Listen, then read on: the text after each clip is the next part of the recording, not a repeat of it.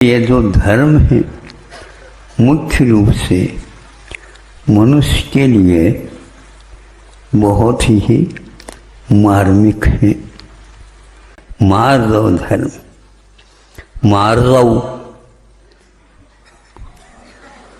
का मार्दव, मान को मार्दव। श्रावकों की कथा कहने गड़बड़ हो जाएगा, वो भी है हमारे पास। शीर्षक के माध्यम से कह सकता हूं, तुमकारी आराधना कथा कोश पढ़ता था गुरु जी के कहने से। इसमें कथा कथा ही है, आराधना कथा कोश उसका नाम है। उसमें एक कथा आई थी तुमकारी। केवल अपने पत्नी को एक बार उसने तुम न कह करके, आप न कह करके, तुम कहाँ गई थी, बस वो वैसे केले के पत्तों के समान हरी भरी भरी रहती थी, लेकिन अब हुआ तो आग बबूला हो गए। अरे सुनो, आग बबूला होने का अर्थ पूरा का पूरा काला समाप्त हो गया और लाल लाल आ गए, आंखें लाल हो गए, दांत कटकटाने लगे। अब कंपन रोग तो नहीं हुआ, नहीं कंपन रोग नहीं हुआ। नाड़ी देखने से केवल रक्त संचार में इतना बदलाव क्यों हो गई? आपका कोई आदर सत्कार होता है, ब्लड प्रेशर नीचे का अपने आप ही अब नापने की कोई आवश्यकता नहीं, क्योंकि उनके द्वारा पुरस्कृत हो गया। आज तक तो तिरस्कार के अलावा कुछ मिला नहीं था।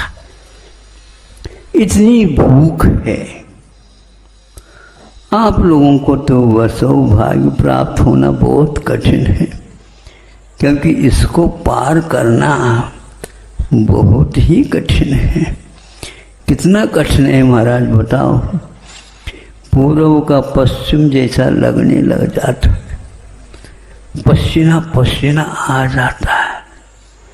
पत्नी होकर के भी वह सब कुछ कार्य करने के लिए तैयार हो गई। इसी समय मुझे इस घर से बाहर निकलना है, कुछ सोने का बहाना तो उसने भी कर ली।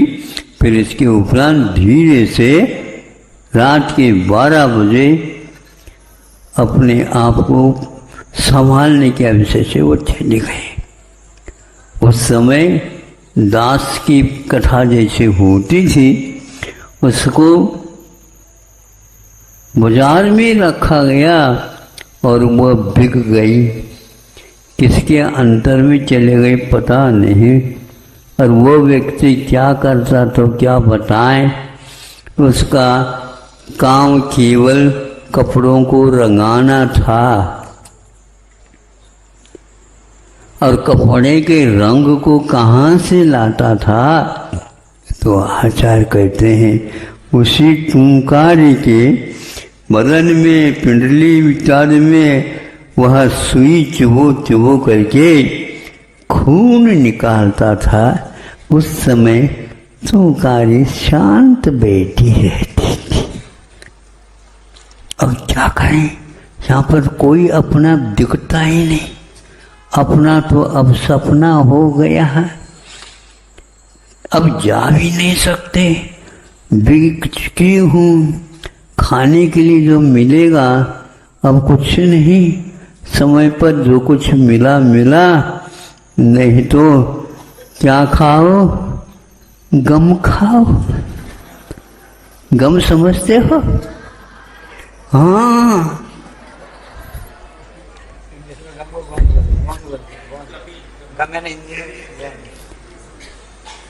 गम है, ये बहुत बड़ी गम की बात हो गई। इस गम को एक घूंट के रूप में पीना पड़ता है।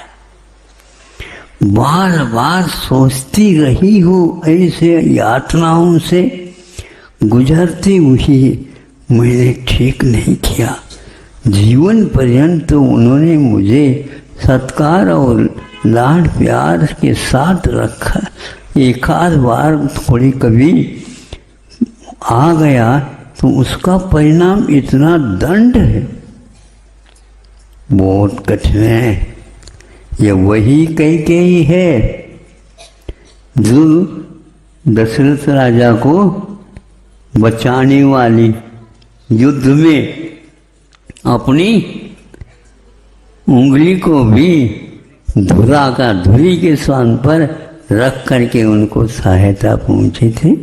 और आज उसकी दशा क्या हो गई, बिल्कुल मूर्छा आ गई और बेहोश हो गए।